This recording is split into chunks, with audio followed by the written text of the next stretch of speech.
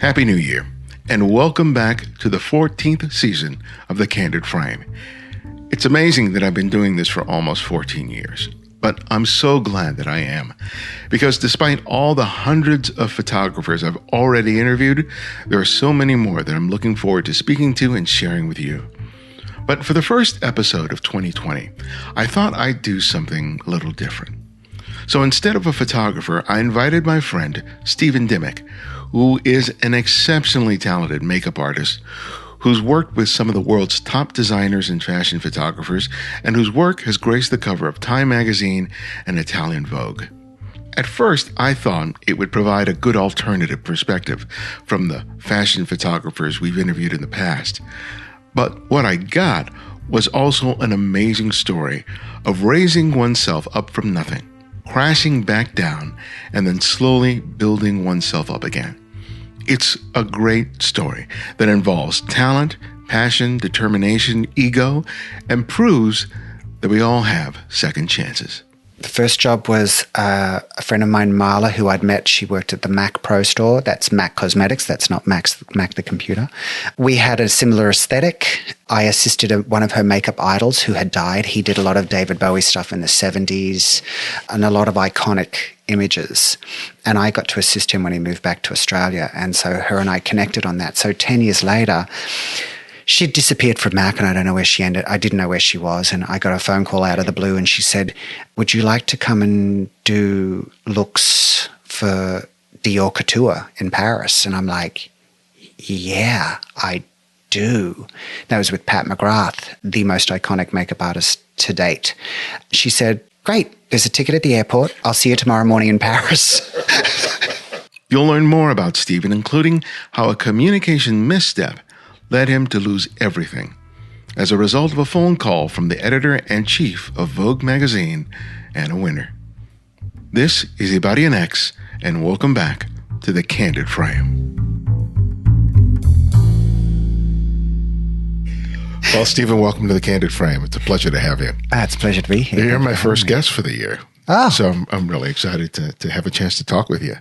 And as you may or may not know, most of the interviews that I conduct on the show are with photographers. Yes. But I've always wanted to interview someone who would be part of a photographic crew, especially in the world of fashion.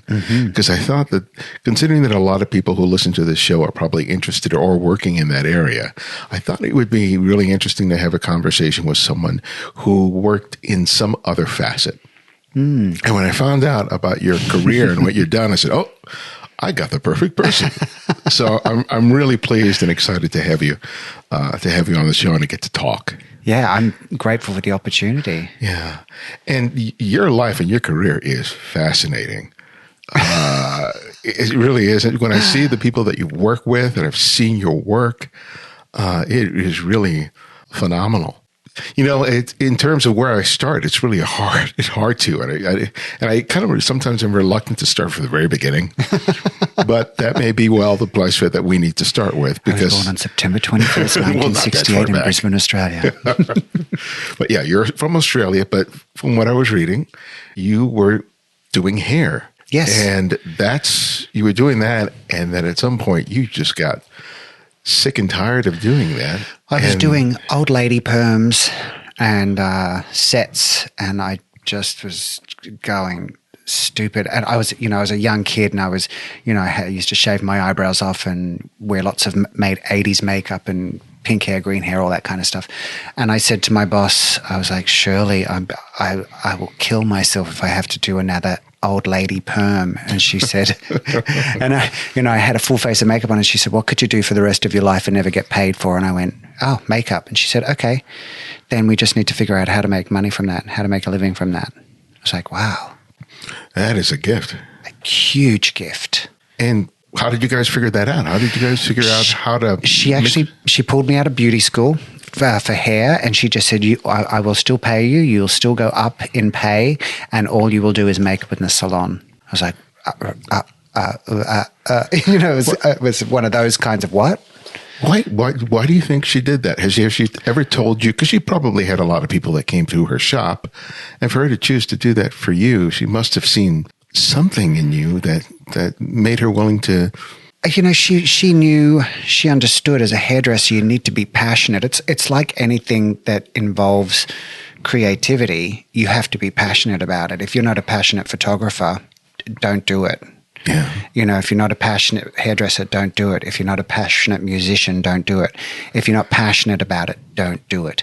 So for her to separate it out from this is your job to what do you love to do, just made it clear, oh, I can do that. I could actually make a living out of doing makeup. And she said, yes, of course you can. She said, I don't know where or how, but of course you can. So I just started doing, my first was a bride, and it was, I'm pretty sure she's looking back on the pictures with a little bit of fear because the blush was pink and the eyes were green and yellow and black and her lips were red. I mean, it was the 80s. It was the 80s. She did have leg of mutton sleeves, so I think that. Oh God.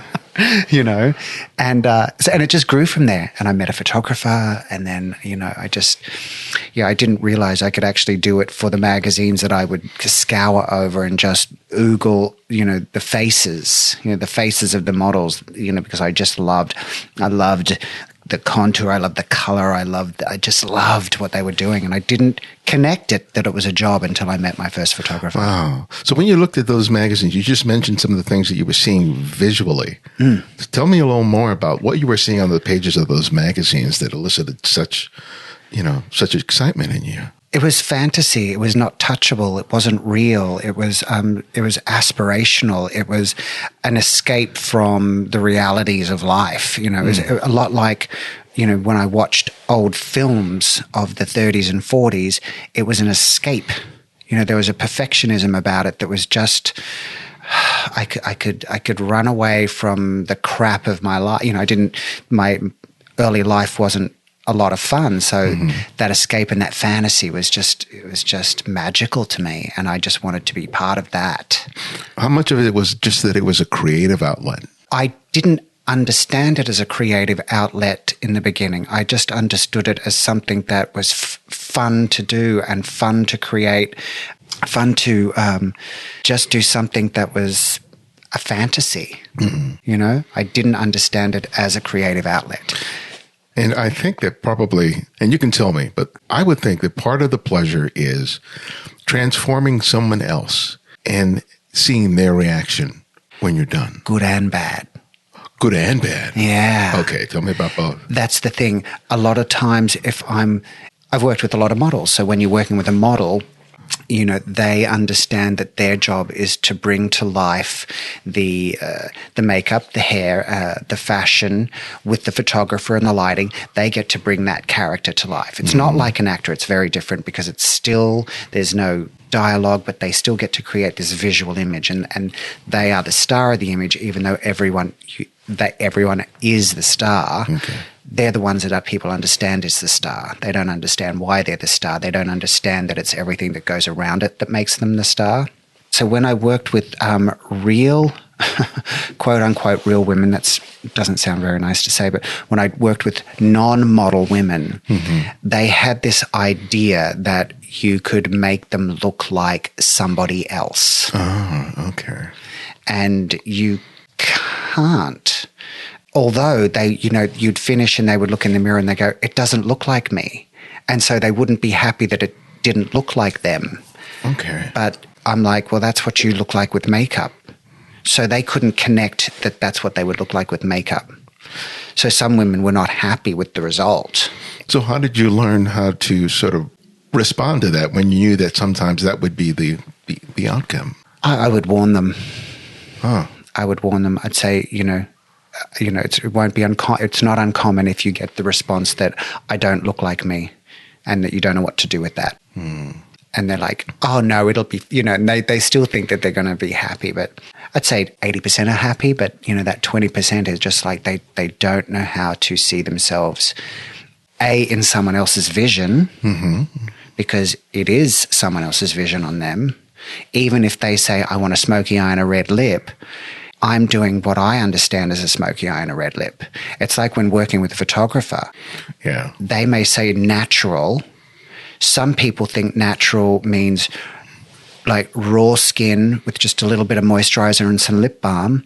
Some photographers think natural means they want a soft taupe on the eye. They want they want a mascara. They want a nude lipstick. They want some blush. Mm-hmm. So there's a huge big swath of what natural means.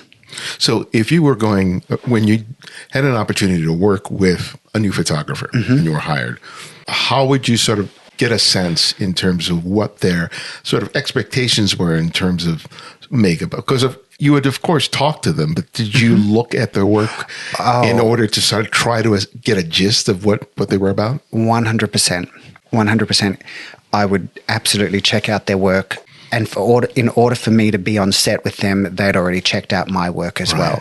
So there was already a relationship going on, a correlation between the two of you that understood. I remember I did my first job for Italian Vogue, and I'd wanted to work with this photographer by the name of Greg Lotus. And he worked with this makeup artist called Kabuki, and Kabuki's stuff is astonishingly bizarre. Mm-hmm.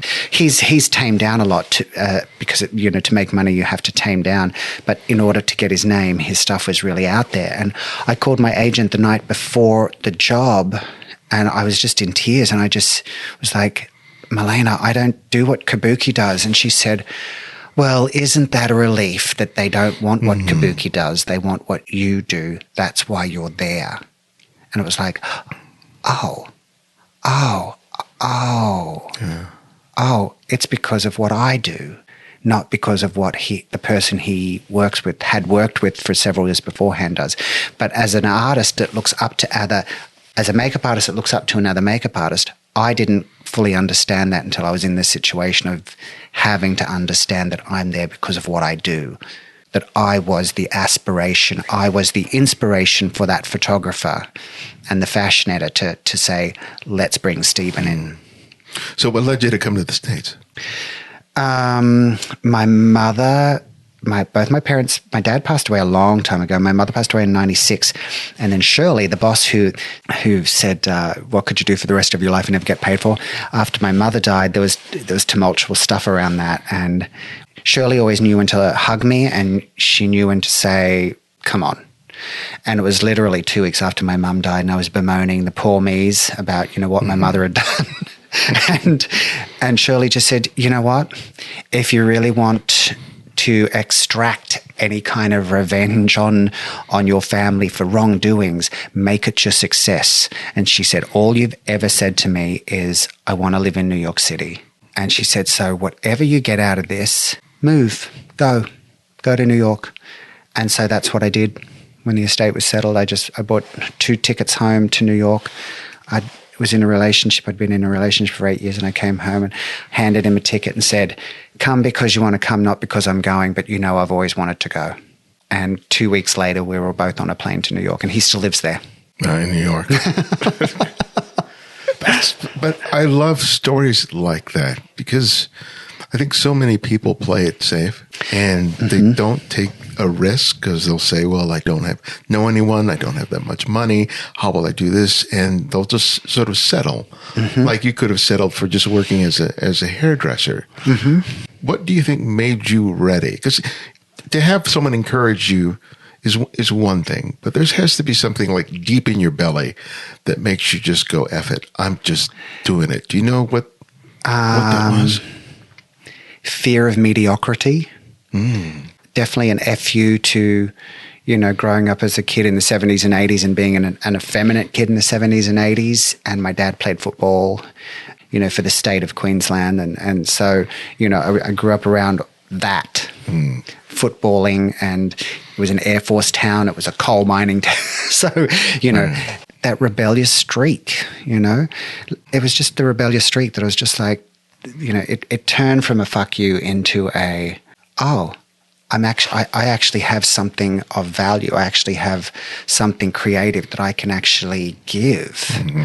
So it turns from a what about me to, if you want what I have, here it is. Okay. So when you got to New York, which is probably the most competitive town, probably outside of Paris, in order to do this, so how do you manage it? Because you're on some sort of visa. Australians can have a visa waiver for 3 months. So 3 months, okay. So I basically had 3 months to either see if I could find somebody to sponsor me into the country, or I would have to leave. I could come back, but that's just always risky to do. So. And, I feel like I had really big balls back then. It was just like, I don't care. I got nothing to lose. And I started at the top. I called Vogue magazine and worked my way down. And my break came from an editor at Marie Claire magazine was leaving. Another editor was getting married, and the bookings editor at Vogue was moving on to a different job. And so they were all the editors were having a party, like a night out. And she called me and she said, "Are you available on this date?" And I said, "Yes." She called me the day before and she said, "Listen, we've gone to a smaller agency. We're going to use their people, so we're good to go." And I was just like, "Don't pay me. Just let me come. I don't care. Just let me come. I want to do makeup. I want to do makeup." And she went, "Are you sure?" And I went, "Yeah, absolutely." So I showed up. I only did 2 people's makeup. I did the fashion director of Vanity Fair, Elizabeth Saltzman, and Preston Davis, who was the bookings editor at Vogue, who was moving on. And I did Elizabeth's makeup first, and she looked in the mirror and she went, "Oh my God, your makeup is incredible. Who's your agent?" And I said, "I don't have one." And she said, Who would you pick if you could pick an agent?" And I went, "Garen." He was the biggest hairdresser at the time. And I just went, "Garen," and he had an agency. And she went, "You call John at Garen and tell him if he doesn't take you on that he's crazy." And then she said, "Preston, you need him to do your makeup." So Preston came over and I did her makeup, and she looked in the mirror and she said, "I've had the world's best work on me and I haven't felt this beautiful." Wow. She said, "Who's your agent?" And I just said, "I don't have one, but I'd like to be with Garen." And she said the same. She basically said the same thing. So I left that day and I called John and said, "Hi, John, it's Stephen Dimmick here. I met you a couple of weeks ago." And I just said, "I just worked with Elizabeth Saltzman and Preston Davis." And they both said, "You're nuts if you don't take me on." And he called me back in like 10 minutes and he said, "Did you just say Preston Davis and Elizabeth Saltzman?" And I said, "Yeah." And he said, "Give me a minute." He got off the phone. He called me back in like 5 minutes. He said, "I just talked to Garen, and with a recommendation like that, welcome." Wow. And how much time did you have left on your visa? About 3 weeks. Oh my God. So I had to, I really had to furiously, about 4 weeks, I had to furiously work together and gather letters from all my clients in Australia. Yeah. I got a letter from Preston. I got a letter from Elizabeth, so I had these really great letterheads from people who said that I was of an international standard. And what did your portfolio look like? My portfolio was good, but it was an Australian portfolio, and that's not unusual to get in on that at all. Right. I had enough tear sheets with my name on it, which you needed, I think, was it 15 or 30 tear sheets with your name on it? Mm-hmm. I had that, and then I had an international letters as well from Australia through to America that I was definitely irreplaceable in the field of makeup artistry. And that's such a great story, and I think it's a real testament to that idea, because there are, I think, 2 schools of thought. There may be more, but to my mind, it seems like 2. There are some people that go out and they just do the work. Mm-hmm. And then there are other people who will do the work, but won't really put themselves out there because they don't think they're quote unquote ready yet. Yes. And sometimes it's like what you think is ready is probably some unreasonable expectation bar that you're setting for yourself. Mm-hmm. And it's just about being good enough and putting in the work, because there's always more they're going to have to learn anyway. Absolutely. So you might as well learn by doing it and being thrown in the midst. And I think part of what terrifies people is that they fear making mistakes, as if one mistake could ruin their entire career. Yep. And I know you got a good story about a big mistake that you made, which involves Anna Wintour. And I need to hear this. Yeah, that was a big one. I had my first 3 bookings with this agent after I'd been approved, and I was back in the country. You had to leave the country, you had to get it in your passport, all that kind of stuff. My first 3 jobs back in New York were with American Vogue, and I got a little bit of an ego about me. The 80s and 90s were really good for ego. If you had an ego, that was a good thing. But by the time the late 90s, it was a changing industry, and ego didn't really have a place anymore. I was on this job for Vogue, and the producer came in and said, do you have everything you need? And I said, I'd love a stool. And she went, let me get on that. So she came back a little while later. Kate Betts was Anna Wintour's right-hand woman. She was the editor on this one. She was there, and the producer came back and she said, I'm having trouble locating a stool. Is it okay if we start you off with a chair? And, I thought I was being funny. I thought it was just, me being sassy Stephen, sassy Australian Stephen. I went, girl, I'm not breaking my back for anyone. And I laughed. And, the job happened. The job came and went. I called my agent that afternoon. I went, hi, John, how's everything going? And he said, I'm afraid I've got some bad news. And I'm like, what? Did I lose a job or something? And he said, I'm afraid I'm going to have to let you go. And my heart just hit the gutter. Everything crumbled. And I was like, what do you mean? I don't know. What do you mean? And he said, I'm afraid I just can't break my back for anyone. And it still didn't register because I thought I was being funny. And I went, what? What do you mean? And he said, apparently you said to the producer this morning that you don't break your back for anyone. So there was no context to it. All the producer, all that Kate heard was, I don't break my back for anyone. And he said, and if you're going to break your back for anyone, it's going to be Vogue. And I said, of course. And he said, so I'd been speaking to Kate this morning, and then this afternoon I was speaking with Anna, and she said, if you don't remove that insolent child, I will remove my holds from all of your people. That included Garen. Oh, wow. And Garen had done every Vogue cover with Stephen Meisel for a good decade, if not longer. So that was it. That was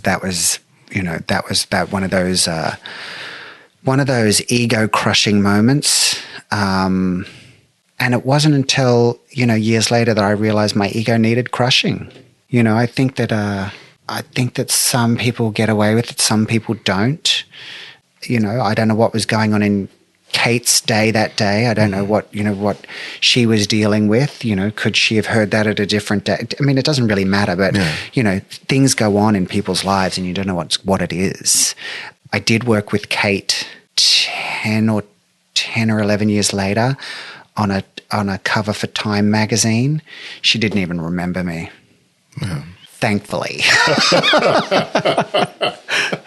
So how do you recover from that? Because that is soul crushing.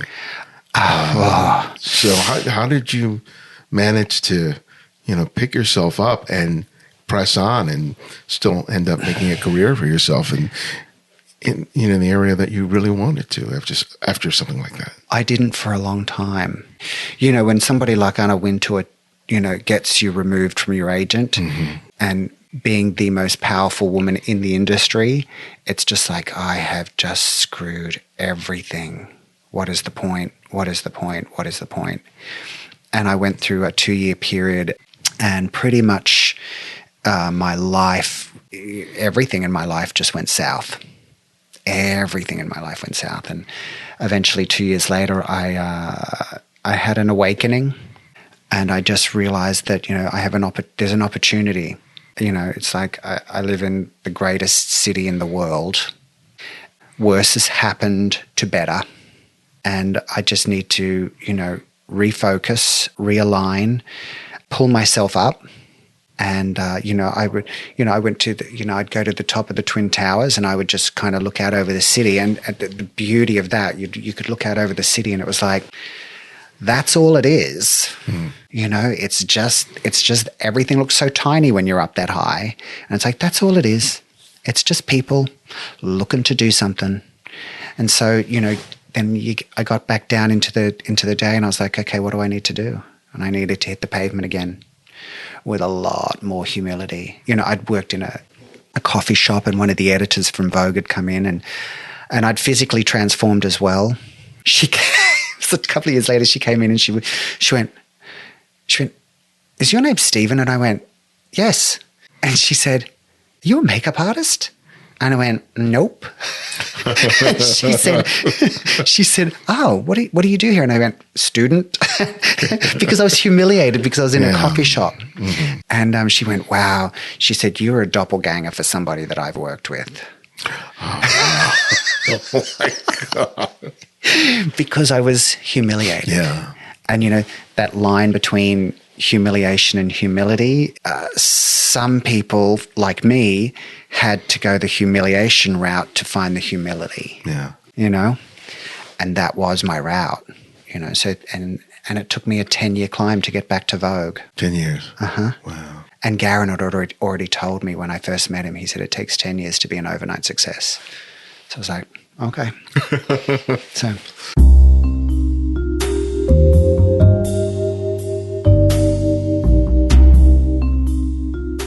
even after 14 years, I'm always looking for ways to improve the show. Part of that has been slowly improving the equipment we use to record and edit the podcast. But one thing that I've never really been able to control is what a guest uses when I'm interviewing them over the computer. As a result, the sound quality on their end can be good enough or it can be great. It's always unpredictable. One of the things I've wanted to do was something that I learned from working on an NPR show, which is called a tape sync. That involves hiring someone to go to the guest location and record the audio for me using their own mic and recording device while I converse with the guest over the computer. It's simple, it doesn't require my guest to be tech savvy at all, and I get great sound. The challenge is it costs about $100 to $125 a pop. And even though I don't have to do it for every episode, it can still add up pretty quickly. But it could be very doable if we could increase the number of people who support the show from only 3% to 5%. I could even compensate our editor, Martin Taylor, more generously for all the hours of voluntary work he's put into the show. Become part of the 5% today by contributing as little as $5 a month to our Patreon effort. It's a small amount that will make a big difference. So visit patreon.com/The Candid Frame and become a Patreon supporter today. Thanks. So what do you feel like, can you point to a particular shoot or job that was sort of the turning point where you felt like, okay, I can do this again? There were 3 jobs. The first job was a friend of mine, Marla, who I'd met. She worked at the Mac Pro store. That's Mac Cosmetics. That's not Mac the computer. We had a similar aesthetic. I assisted one of her makeup idols who had died. He did a lot of David Bowie stuff in the 70s and a lot of iconic images. And I got to assist him when he moved back to Australia. And so her and I connected on that. So 10 years later, she'd disappeared from Mac and I don't know where she ended. I didn't know where she was. And I got a phone call out of the blue and she said, would you like to come and do looks for Dior Couture in Paris? And I'm like, yeah, I do. That was with Pat McGrath, the most iconic makeup artist to date. She said, great, there's a ticket at the airport. I'll see you tomorrow morning in Paris. Oh my God. I was like, what? Fuck. So I got everything together and I got to the airport and did the red eye to Paris and, I saw Marla that day and then we had a day off and then the next day we were up at 4 or 5 in the morning and we went to the atelier of Dior. And it was when John Galliano was there, who is one of the most astonishing designers I've ever seen. And for 3 days, we created looks, which is basically we all had a model each. Pat was looking for a new first assistant. It was between me and this guy, Michael. And so we basically, there were Kathy Ann, Lloyd Simmons, me and Marla and Michael all doing looks. And basically doing looks means you do makeup after makeup after makeup for 3 days. Wow. Then you take it into John, and that's amazing in itself because you walk in and there is all the biggest models in the world are standing on pedestals while they're getting these dressed, because haute couture is handmade. So everything has to be handmade. Mm-hmm. So they're doing this beading work, this intricate beading work on this origami dresses. It was Madame Butterfly was one of the themes. Okay. So they're doing all this hand beading, like all these old women doing hand beading and stuff. And so it was like, it was astonishing, just to be around that and be part of that and to be with the most iconic fashion house in the world, I mean, there's Chanel, there's definitely other iconic fashion houses, but for me, Dior was always the iconic one. On day 4, after doing that for 3 days for, 12, 14 hours a day, you're up at 4 a.m. and we're up till I think 1 a.m. cutting out eyebrows for the different sections and blah, blah, blah. And then showing up for the show and, the biggest models in the world are there. And I'm part of this experience. So, we get to do the makeup. I did 2 models. It took like 3 hours a model. Then the show starts, and then I just collapse into a heap on the ground, and I'm just sobbing. And that's the day I met my friend Dina, who now lives out here as well. And she came up, and she'd been doing it for 5 years, and she said, "Are you all right?" And I'm just sobbing, and I said, "There's some little kid in Indiana just going, one day I'm going to work for Dior, one day." And I'm him today. I am him today. Oh. I am here living a dream, a fantasy. Stephen Dimmick from Ipswich, Australia is here living this fantasy. And she just collapsed on the floor next to me and she said, I forgot what we're doing. Wow. Yeah. Then I get called to go to the next show, which is Valentino Couture. So I'm in the back of a windowless van with cases of makeup through the streets of bumpy Paris, not knowing where I'm going. And then I get out at, I don't even remember where this collection was, and there was a few people milling around, and I look like a $2 whore. I mean, like, I do. I look like I come from, Santa Monica Boulevard. I'm in flip-flops and cut-off denim shorts and a tank top and a baseball cap. And Mr. Valentino walks in, like all orange hair, orange skin, beautiful suit. And he comes up, he just looks me up and down like I am a cheap whore. And he just turns and walks away. And I'm like, oh my God, I'm going to get sent home. Oh shit. And he comes back 10 minutes later and he says, are you Stephen? And I said, yes. And he said, it's an honor to have you working on my collection today. And I was just like, thank you, Mr. Valentino. It's an honor for me to be here. And he and I connected really well, and I would always go out. There'd be times where he and I'd be back, everyone's backstage, and the collection was over, and he would be, he liked some photographers, some paparazzi, and not some others. So he would say, Stephen, is so-and-so out there? And I'd come back, yes, Mr. Valentino, blah, blah's on the right and blah, blah's on the left. And he'd go, thank you, Stephen. So it was just a great little connection that we had. Wow. So, well, you got to meet, work with some amazing designers and photographers. Mm-hmm. But from your experience, and you don't have to be specific about who, but I really would like to hear in terms of what were some of the things that the better photographers did that made not only your job, but everybody's job such that they brought their best? For me, there was one photographer really stands out to me, and his name was Chad Pitman. His inspiration was people like Lillian Bassman. And Lillian Bassman was all about shapes in her work. So there was often times you could see her imagery almost looked like charcoal sketches, but they were photographs. Yeah. And he was very influenced by her. And I did many stories with him, and his photography was all about shapes.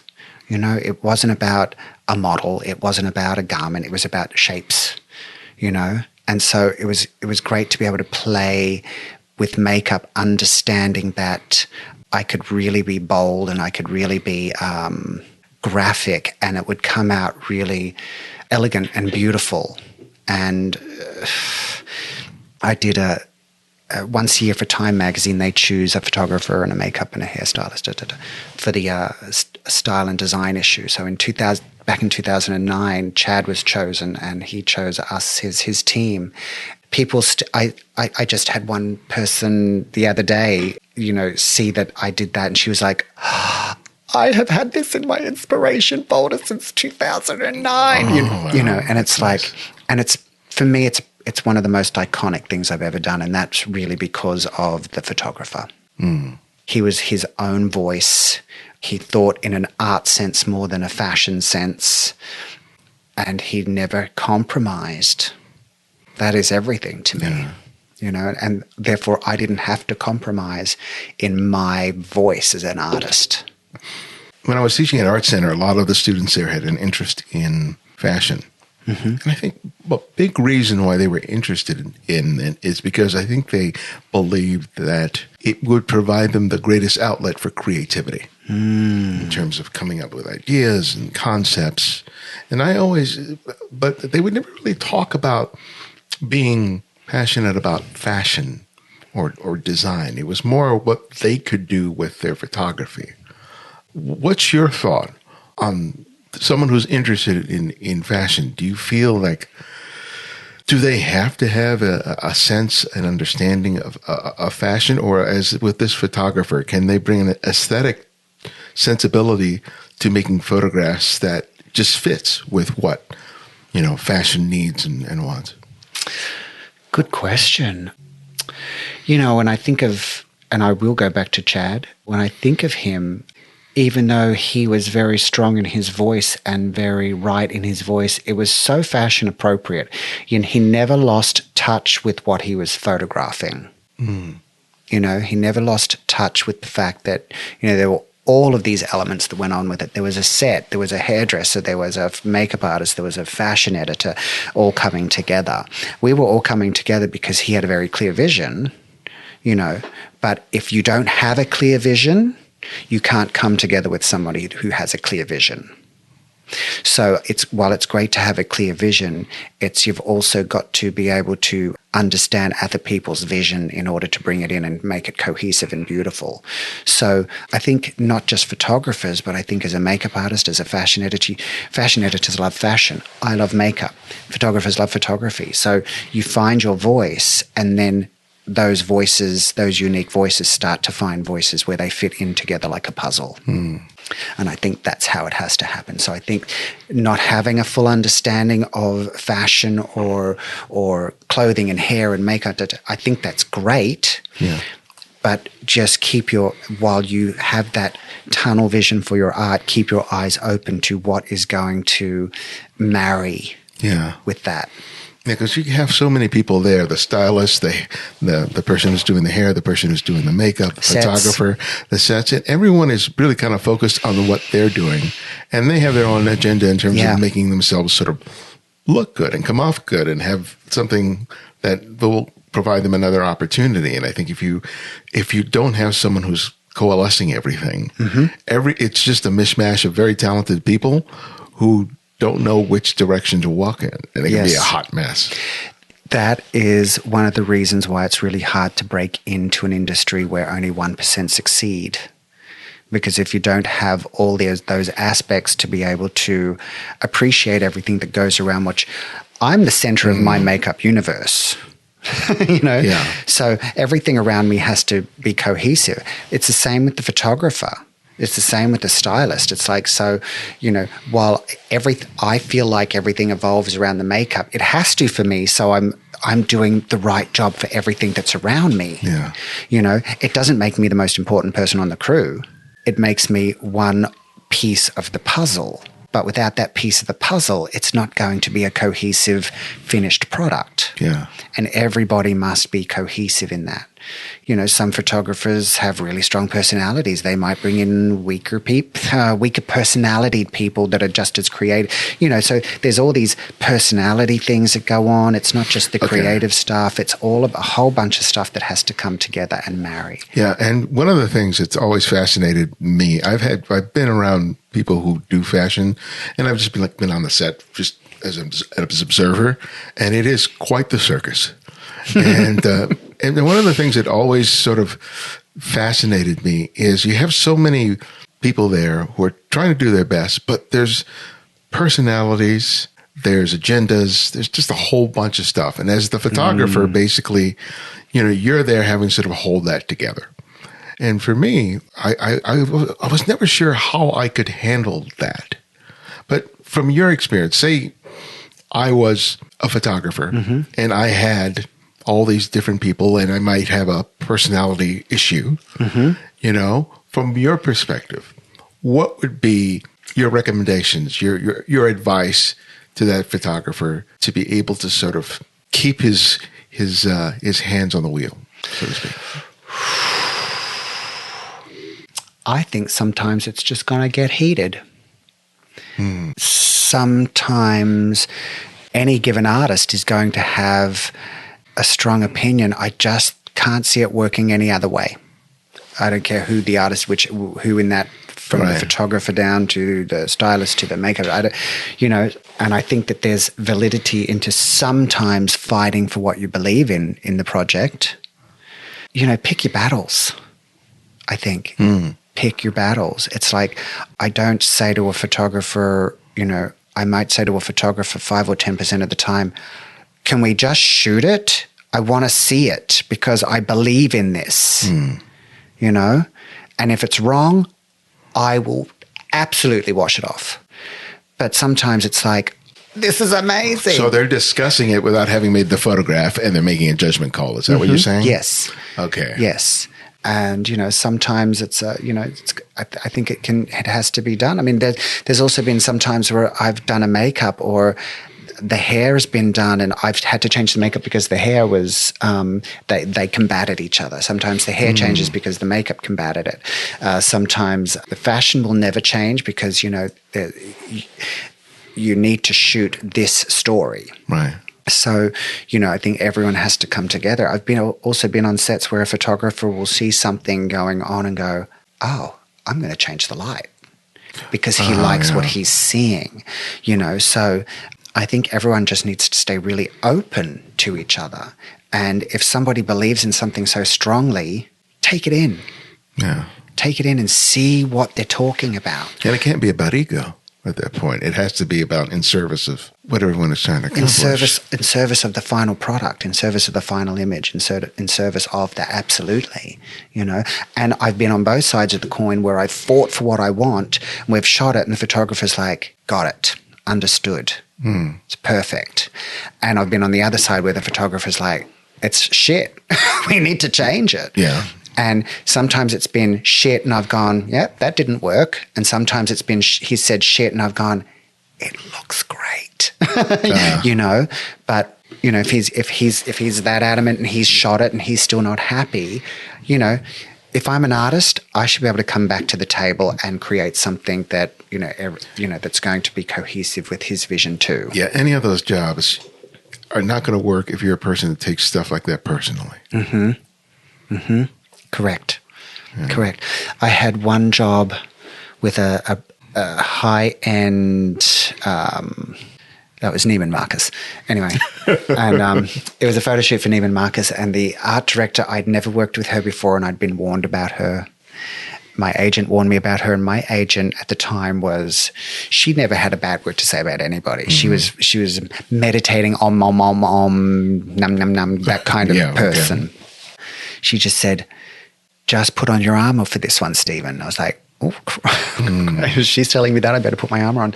So I did one of these makeups. It was with a photographer that I'd worked with all the time. He got me in there and I did this makeup, and it was one of those makeups that I stood back from and I was like, oh, I nailed it. That doesn't happen all the time. Yeah. You know, but this was one of those ones I was like, wow, this is beautiful. And the photographer came up and he said, that's beautiful. And I went, it is, isn't it? You know, and he was saying, yeah, but we just need to wait.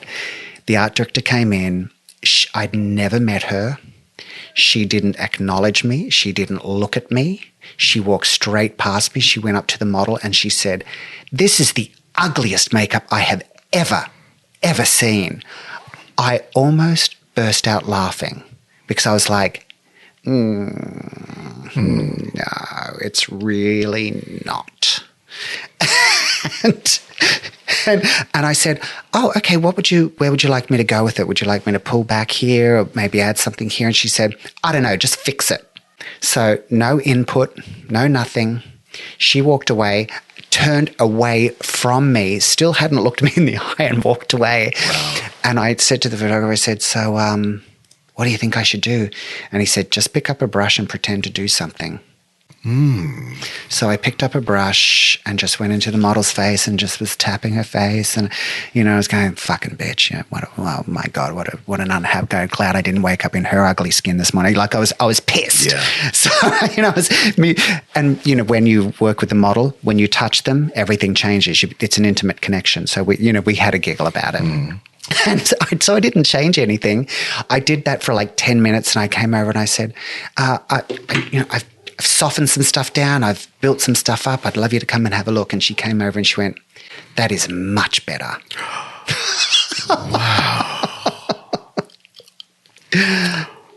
Wow. That's only ever happened once though, where I didn't actually change something. But it tells you that how about somehow some of the stuff has just nothing to do with you or your work. Correct. It's just whatever the person that issue that person has. And if you're able to negotiate around that, you're able to do so much. Yeah. And that came because I had a connection with the photographer. We had a connection and a history together. So he knew how to navigate it. She just needed to, shake her balls around to say, I'm in charge here and you need to know it. Yeah. That's all that was, So you had a cover of Italian Vogue. Yes. Which several. Several? Okay. Excuse me. So, well, since you've done several, was the first the best? Yeah. No. Okay. The first was that one that I had that breakdown about. And I did the most kick-ass Dimmick signature eye makeup. And there were sunglasses in every single picture. And I called my agent at the end of the day and I was just like, and this was that photographer who got me a room with the client. I'd worked with him for, this is my third job with him. And I called my agent. I was like, there were sunglasses on every, like emotional again. There were sunglasses on every shot. And she said, did you do an amazing lip? And I went, yeah. And she went, well, you're the only person I know who was shooting Italian Vogue today who did an amazing lip. I was like, thank you very much. Okay, you're absolutely right. And again, it came back to the collaborative process. It turned out that sunglasses were working and everything. So you keep the sunglasses. It's again, I'm not the star of the show. I'm a cog in the machine. So I'd seen it. I heard this guy who did the Simply Irresistible music video with the girls with all the red eyes, the black eyes and the smoky red lips and stuff. And he worked with one photographer who just loved the girls to be made up like that all the time. And he said, we went away to an island and we were doing this job and I had 3 girls to do and he wanted them fully made up. So they were fully made up with black smoky eyes and red lips and blush and da-da-da. And he said, every shot was from behind. And he said, but the photographer just loved it. He just loved that the girls were made up. He said he loved that makeup on the girls. He thought it was always sexy and he said, and the girls felt it. The girls felt that, He said, I still got paid the same amount whether you saw my work or not, and he said it was the collaboration. Yeah. So that's what it all comes down to. This has been a great conversation. I've really enjoyed it. Thank you. So have I. Well, my last question that I usually ask each guest is I ask them to recommend another photographer for our listeners to discover and explore. Ooh. But I'd like to take a little different thing, and I'd like you to recommend another makeup artist. And if you have a photographer, you can add that as well. Oh, gosh. Why didn't you warn me? I never warn anyone about this question. There's a great fashion duo called JUCO, JUCO, and their work is kind of bold and sassy, and it's not something that I'm generally into, but I like what they do. And a makeup artist to talk to would be, that's a hard one. I'll say Dina Gregg and Lottie. Again, is it? Dina Gregg. Dina Gregg. And Lottie. And Lottie, okay. And they're both in LA. And what do you like about their work? I love Dina's work because there's this raw edge to it that I don't have. She's the one who came up to me at the Dior show That's when we met. Okay. She's just got a beautiful raw edge to her work that I love. Lottie she's incredible with color. She's incredible. Glitter, color, gloss, shine, just beautiful, beautiful, beautiful work. Satya Linek is another incredible artist that would be amazing. There's a new young artist that I really love, Alisa Yasuda, she's Japanese and she's thoroughly entrenched in her Japanese culture, and she does calligraphy and all of it. She's just an incredible thinking artist. Mm. She thinks about art. She thinks about makeup. She thinks about history and culture. And she actually did a makeup on me, kabuki-inspired makeup on me that was and she told me the whole story about it and what it meant and the colors. And I was just like, what? Well, great recommendations. Just thank you. I can't think of a better way to start the year. Thank you so much. I appreciate being here.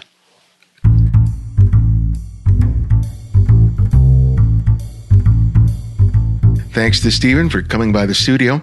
Find out more about him and his work by visiting StephenDimmick.com. And if you're a devoted listener and subscribe to the show, write us a review wherever you listen to podcasts. Those reviews have led people to take a chance on us and allowed us to grow. Be like Timber from the USA, who described me as the Terry Gross of photography podcasts. Thanks a lot for that. I really appreciate it. Along with my recent book, Making Photographs, Developing a Personal Visual Workflow, I just released my latest ebook, 9 Pictures, 9 Stories, Volume 2. The first one got a great response, and I'm back with a follow-up where I discuss the stories behind 9 images that I created last year. It's just $8, and your purchase is just another way you can support the show. Purchase that and any of my previous ebooks by visiting the website thecandidframe.com. You can also subscribe to our YouTube channel and our mailing list. On the YouTube channel, I offer critiques on images submitted by TCF listeners like you, while the mailing list keeps you updated with all TCF events, including special events, workshops, and more. Sign up today. And remember, you can support the show by contributing to our Patreon effort or donating through PayPal. Thanks to Jim Kelly, Phil Holland, J.W. Holton, Naja Kirkendall Jensen, and Daniel Jones for their recent contributions.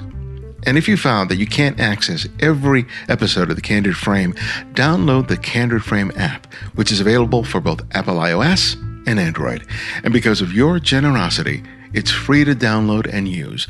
No additional purchases are required. The Candid Frame's audio engineer is Martin Taylor, who you can find at theothermartintaylor.com. The show's senior producer, Cynthia Parker, and our music is from Kevin MacLeod, whose royalty-free music can be found at Incompetech.com. And this is Ibadian X, and this is The Candid Frame.